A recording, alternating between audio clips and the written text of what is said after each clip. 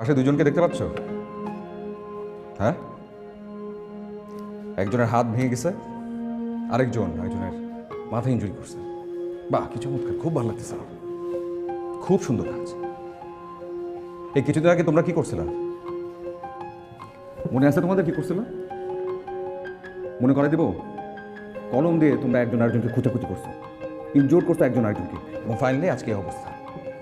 এবং এই জন্য গার্জিয়ান আসছে, গার্জিয়ান এসে কথা বলতেছে এবং সেগুলো শুনতেছি, আমি হজম করতেছি, কারণ আমি তোমাদের ক্লাস টিচার, তোমাদের দায়িত্ব আমার উপর, এবং আমি আমার দায়িত্ব ঠিকমতো পালন করতে পারতেছি না। কদিন পরে তোমাদের এইচএসসি পরীক্ষা, এবং এইচএসসি পরীক্ষার পর কী করবো? তোমরা ইউনিভার্সিটিতে ভর্তি হবা, একটা ভালো ইউনিভার্সিটিতে। হাসির কথা বলি না, এই সোজা, একদম সোজা, এখানে কোনো হাসির কথা হচ্ছে? একটা ভালো ইউনিভার্সিটিতে ভর্তি হবা, সেখান থেকে পাশ করে যখন বের হবা বিভিন্ন রকমের প্রফেশনে তোমরা যাবা। তোমরা হয়তো এরকম একটা জায়গায় চলে যাবা, আমি এখানেই থাকবো, আমি তোমাদের টিচার হিসেবে এই জায়গায় থাকবো। আমার প্রাপ্তিটা কি? আমি কি পাইতেছি? আমি শুধু একটা জিনিস বলতে পারবো, ওই যে ওনাকে দেখতে পাচ্ছেন না, এত বড় হয়েছে, উনি আমার স্টুডেন্ট ছিল। এটা আমার জন্য সম্মানের, আমার জন্য মর্যাদা।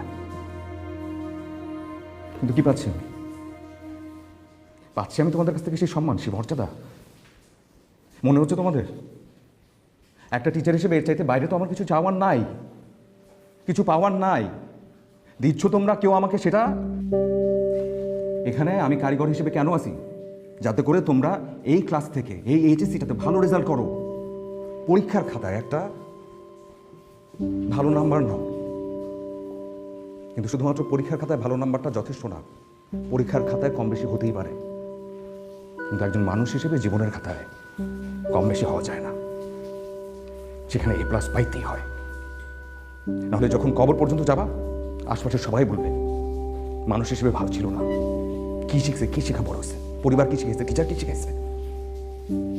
সেটা একজন টিচারের অযোগ্যতা, একজন পরিবারের মানুষের অযোগ্যতা।